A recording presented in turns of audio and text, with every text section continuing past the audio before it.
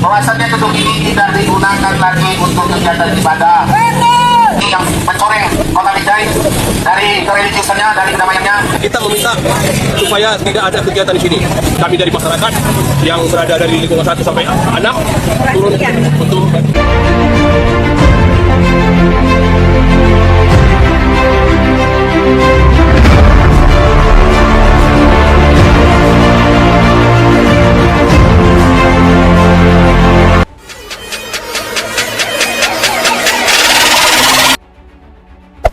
Hey there.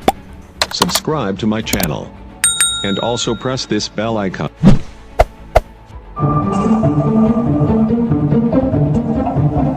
Bahwasannya gedung ini tidak digunakan lagi untuk kegiatan ibadah. Yang mencoreng kota Binjai dari kereligiusannya, dari kedamaiannya. kita meminta supaya tidak ada kegiatan di sini. Kami dari masyarakat yang berada dari lingkungan 1 sampai 6 turun untuk berdemo. Nggak tahu nih warga dari mana nih, kami dilarang ibadah, bawa orang luar. Pokoknya dilarang beraktivitas. Jadi kalau bisa pada tahu, tadi kan kami dengar. Kami dengar. Memang tak nali. Kami itu cuma berdoa. Kami berdoa aja. Cuma 12 orang. Iya, cuma kan. Saya izin ya, saya udah siapin data nih biar nggak ngalor ngidul nih bang. Soal intoleransi ini izinkan saya buka data supaya nggak ngalor ngidul.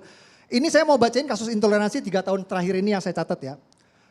Izinin ya, kasih waktu ya bang, agak makan waktu. Penolakan ibadah GKPS di Purwakarta 2 April 2023, penutupan patung Bunda Maria atas desakan Ormas 3 Maret 2023, penolakan ibadah di Tarakan Kalimantan 28 Februari 2023, pembubaran ibadah GKKD Lampung 19 Februari 2023, pembubaran ibadah Natal di Cilebut Bogor 25 Desember 2022, penolakan gereja di Cilegon Banten 7 September 2022, pembubaran ibadah Natal di Tulang Bawang Lampung 25 Desember 2021, penolakan gereja di Kelapa II Bekasi 1 Desember 2021, pembubaran ibadah HKBP Cikarang 17 Desember 2020, pembubaran ibadah keluarga di rumah di Cikarang 19 April 2020. Saya bisa paparkan data setiap tahun. Minimal ada 2 sampai 3 penolakan rumah ibadah dan pembubaran ibadah yang viral. Yang terblow Itu yang viral. Ya. Yang nggak viral bisa 10 kasus, Mas. Bang, ya. Jadi jangan pakai alasan izin, Maaf nih. Saya ada datanya, ratusan musola langgar masjid di Depok nggak ada IMB-nya. Puluhan ribu musola langgar masjid di Jawa Barat dibangun tanpa IMB. Itu di Jawa Barat doang. Gimana di seluruh Indonesia? Mungkin ratusan ribu, jutaan masjid di Indonesia tidak punya IMB. Ini data tahun 2019. Ya, jadi jangan pakai konteks alasan izin untuk mempersekusi ibadah non-Muslim. Ya, ini faktanya memang non-Muslim aja yang sulit urus izin. Jadi kenapa non-Muslim saja yang sulit urus izin, sementara kita umat Islam tidak pernah kita terbentur dengan kesulitan izin dalam membangun masjid. Dimanapun bang, dimanapun, ini faktanya. Yang kedua, tempo selironya mana? Kalau kata wong Jawa ini tenggang rasa gitu ya. Orang lagi ibadah gitu, maaf ya kalau orang Kristen ibadah itu kayak orang kita umat Muslim lagi sholat jamaah lah gitu. Sekarang balikin ke diri kita, kalau kita lagi sholat jamaah ada yang datang. Tiba-tiba bubar. Udah ada izin belum nih? Kira-kira perasaan kita gimana bang? Dan itu dianggap kebiasaan, dianggap normatif, dianggap kelaziman. Gila gak? Di negara ini. Gila itu. Ya, jadi maaf nih kemarin ribut-ribut Israel. Menurut saya bangsa kita tuh belum pantas. Protes-protes Israel penjajah. Protes apa? Protes Israel penjajah. Kita di negeri sendiri masih jadi penjajah ke umat minoritas bang. Bang, saya mau tanya bang. Gak pantas. Bang Arya Permadi, sebelum jauh ke kasus itu, tapi tadi Gua bilang, data Ustadz ditolak. Ustadz Ustadz ditolak selama di tanah air. Jangan nunjukin penjajahan, ngurusin penjajahan di ujung lautan. Tapi kita sendiri jadi penjajah di negeri sendiri.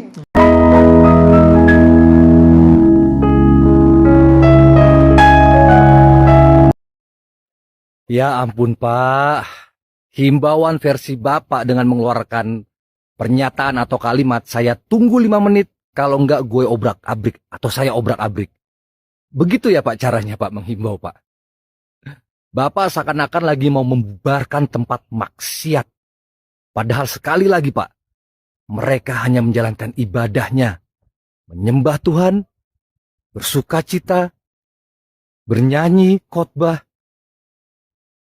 Tapi sudahlah, kami dan saya tidak ingin memperpanjang masalah ini. Sebenarnya yang ingin kami tahu dan lihat bagaimana ujung dari permasalahan ini. Apakah damai atau lanjut proses hukum. Kalau damai saya percaya Pak, orang-orang di sana atau kami semua pasti bisa berdamai dari hati ke hati, dari manusia ke manusia. Tapi adanya dugaan, tindakan yang mungkin melanggar undang-undang atau melanggar hukum. Apakah ini diproses atau tidak? Ya sudahlah, kami serahkan kepada pihak terkait, pihak yang berwenang. Ya. Tapi ya apalah kami ya, apalah kami ini. Ujung-ujungnya pasti nanti yang sebagai andalan adalah kalimat mayoritas dan minoritas. Padahal negara kita adalah negara Pancasila, bukan negara agama. Jadi semua agama, semua keyakinan berhak hidup merdeka menjalankan ibadahnya dan keyakinannya masing-masing. Kami hanya pasrahkan, biarlah Sang Pencipta dan alam semesta ini yang akan menyatakan kebenarannya. Tuhan Yesus memberkati Bapak dan keluarga Bapak selalu. Amin. Puji Tuhan.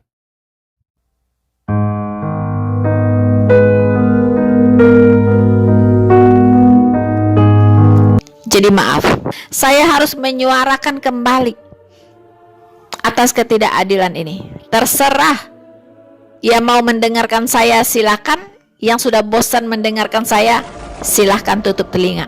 Tapi saya akan selalu bersuara jika ada ketidakadilan dipraktekkan di negara ini. Ya, mana yang lebih tinggi? FKUB atau wali kota atau bupati yang langsung mendapat instruksi dari Bapak Presiden bahwa izin harus dikeluarkan untuk rumah-rumah ibadah. Tidak boleh mempersulit dikeluarkannya izin untuk rumah ibadah, berdirinya rumah ibadah. Sekarang wali kota Bapak, bupati Bapak, mungkin gubernur Bapak menunggu rekomendasi dari FKUB. Yang lebih berkuasa yang mana? Yang stratanya lebih tinggi yang mana? Bukankah wali kota dan bupati langsung menerima mandat dari Bapak Presiden untuk memberikan izin gereja, untuk memberikan hak kepada semua umat beragama bebas beribadah? Sekarang apa yang terjadi Pak di lapangan? Mereka bukan mendengarkan instruksi dari Bapak Presiden, tapi mereka menunggu instruksi dari FKUB. Kebalik-balik dunia ini. Please deh,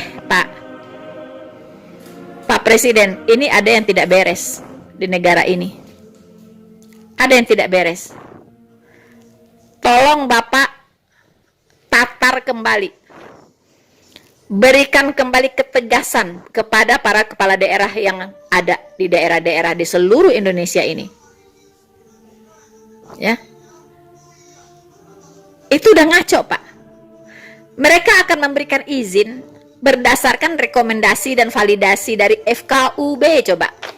Padahal Presiden sebagai pemimpin tertinggi di negara ini sudah menginstruksikan mereka, kepala daerah ini harus memberikan izin berdirinya rumah ibadah. Tidak boleh dipersulit, tidak boleh dihalang-halangi. Kami rakyat jujur terus terang bingung, Pak. Ada apa di negara ini sebenarnya? Makanya saya katakan, cabut SKB 2 menteri. Itulah biang kerok ya, yang memunculkan orang-orang yang arogan ya di negara ini. Arogansi beragama muncul dengan adanya SKB 2 menteri. Mereka merasa paling kuat. Karena mendirikan rumah ibadah itu berdasarkan suara, Pak. Kalau suara mencukupi untuk sebagai syarat mendirikan rumah ibadah itu berdiri. Kalau bicara jumlah suara, tentunya kami akan kalah, Pak. Ya, pasti akan kalah. Jadi SKB 2 Menteri itu harus dihapus. Bukankah Bapak Presiden mengatakan konstitusi tidak boleh kalah oleh kesepakatan? SKB 2 Menteri itu adalah kesepakatan 2 menteri, Pak. Ya, itu kesepakatan yang menabrak konstitusi. Karena konstitusi memberikan kebebasan, memberikan hak, memberikan jaminan untuk setiap warga negara untuk beribadah dan beragama di negara ini.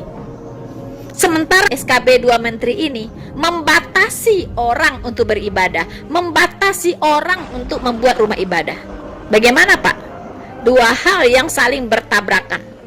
Jujur, teman-teman, di negara kita banyak praktisi-praktisi hukum yang handal. Adakah di antara mereka tergerak untuk membawa SKB 2 Menteri ini ke MK untuk diuji? Apakah itu layak untuk dijadikan peraturan? Jika SKB 2 Menteri ini betul bertentangan dengan konstitusi, maka MK akan mencabut SKB 2 Menteri ini.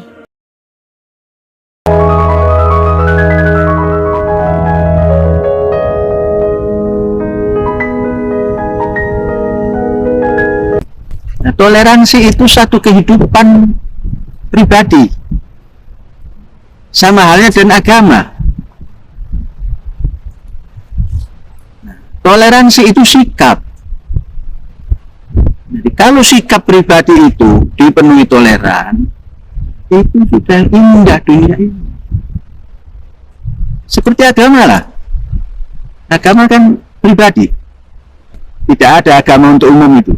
Tapi agama cenderung memisahkan kita. Oh, tidak pernah, karena pribadi kok. Saudara saya kipit sakitnya. Sakit. Saudara mencubit saya sakit. Keluarlah toleran, jangan nyubit. Itulah kemanusiaan. Beragama itu supaya jangan saling nyubit. Sakit dicubit itu. Tapi saling senyum boleh. Maka tidak pernah memisahkan. Itulah toleran. Bagaimana Al-J itu juga pernah memberi ruang orang Nasrani menggelar Natal di Al-Zaitun. Oh, itu jangan diherankan, itu hal biasa. Tidak biasa bagi... Biasa. Jangan-jangan Anda yang menganggap tidak biasa itu. Kalau saya biasa. Tapi secara umum kan tidak biasa. Jangan cerita umum. Individu. Persatuan Indonesia itu adalah dari rakyat. Nimbang jangan selalu umum.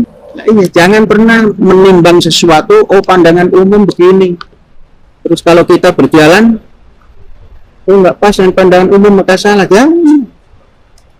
Itulah kehidupan. Apa salahnya?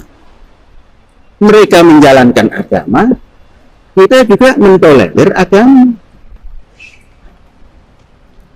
Bukankah akan menjadi damai? Akan menjadi damai.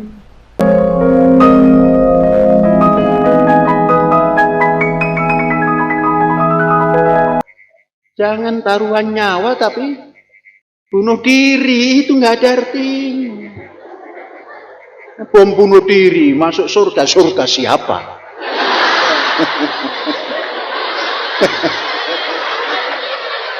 Surgamu itu di duniamu ini.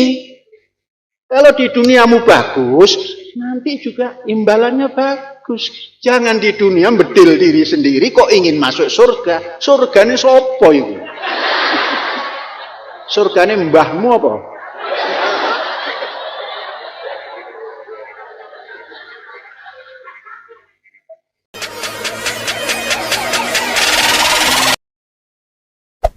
Hey there.